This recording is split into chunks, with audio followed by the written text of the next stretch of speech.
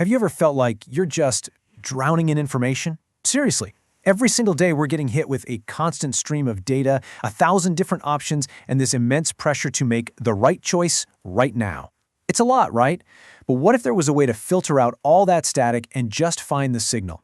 Well, let's dive into how technology is actually being built to help us do exactly that.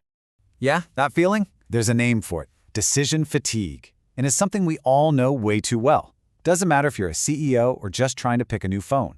The sheer volume of information coming at you can be totally paralyzing. But what if we had, say, a co-pilot to help us navigate through all this complexity? And if you think that's tough, in the business world, it's dialed up to 11. I mean, you're dealing with information overload from every single direction. The economy isn't just local anymore. It's global and hyper-competitive. Your customers, they're smarter and have higher expectations than ever before. And all of this is happening while your own workforce and the tech you use are changing constantly. It's basically the perfect storm for stressful, high-stakes decision-making. So what's the answer? How do we possibly keep up? Well, increasingly, it lies in technology that's designed specifically for this exact challenge. So let's talk about Decision Support Systems, or DSS for short. Now think of it less like an autopilot that just takes over, and more like a really sophisticated co-pilot that gives you all the critical info you need to fly the plane yourself. Just, better. So what is a DSS, really, at its core? Okay, imagine the system that can sift through mountains of data in an instant, find the patterns you'd never see, and lay out the clearest possible options for you. That's a DSS. It's not about replacing your gut feeling or your intuition, it's about supercharging it with hard data. But here's the thing. All that incredible processing power is completely useless if you can't actually use it. The most brilliant DSS in the world can and will fail if the way we interact with it is clunky or confusing. And this brings us to probably the most critical connection point there is, the interface between us, the human, and the machine. And that bridge, that connection, is the user interface, the UI. Put simply, it's everything you see, you touch, you click on to communicate with the system. It's the screen, the buttons, the graphs. It's the entire conversation you're having with the technology. A truly great UI should feel so seamless you barely even notice it's there. A good UI is honestly a masterclass in psychology. As you can see here, it's not just about being logical. It has to be visually oriented, because that's how our brains process information quickly. It needs to reduce our mental fatigue, not add to it.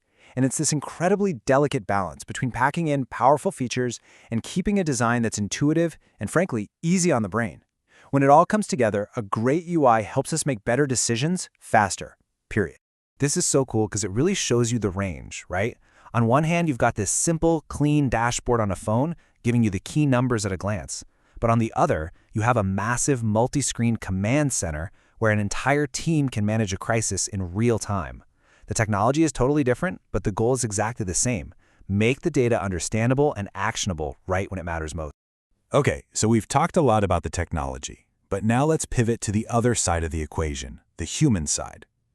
Because if you want to build a system that helps us think better, you first have to understand how we actually think.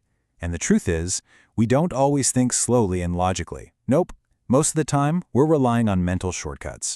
These shortcuts are called heuristics. You can just think of them as rules of thumb that our brains use to make quick decisions. For instance, if you're in a new city and you need to pick a restaurant, you might just pick the one that's crowded, right? The heuristic there is that a busy restaurant is probably a good one. It's a super fast way to get a good enough answer. But, and this is a big but, these shortcuts come with a catch. Now, before we get to that catch, we need to get two keywords straight: effectiveness and efficiency.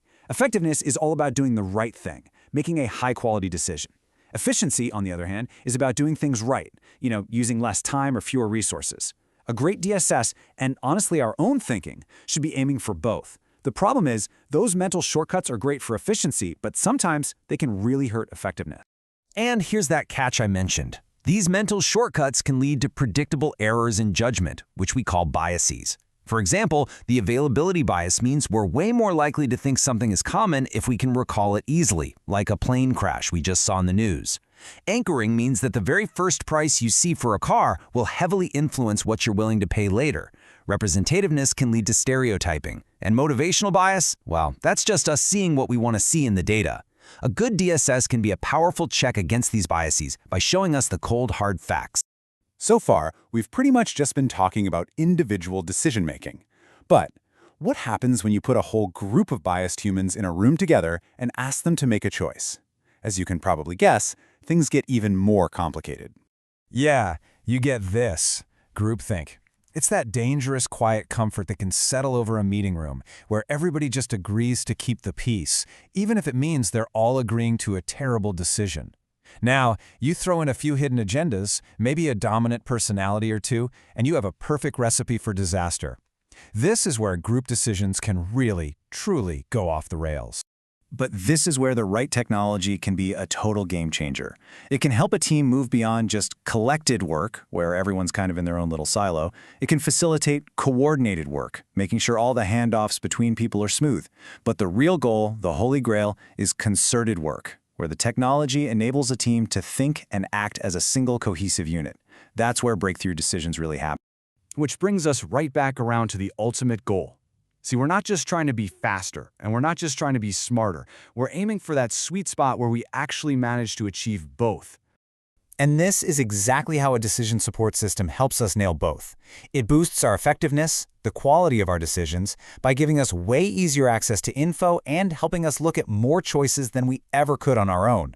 And at the same time, it drives efficiency, the speed of our decisions, by cutting down the time and the cost it takes to get to that final answer. I love this quote because it perfectly captures the big shift in how we should think about these tools. The goal isn't anymore to create these rigid systems that structure and control how we work. The best technology today is designed to allow and enable. It's all about empowering our own creativity and our own judgment by giving us the right tools and the right information at exactly the right time. So this leaves us with a fascinating and maybe kind of huge question for the future. As these decision support systems get smarter and smarter, powered by AI and machine learning, our partnership with them is going to evolve. The tech can handle the data, it can spot the patterns, it can even help counter our own biases. But what then becomes our unique role in making that final, crucial call? It's definitely something to think about.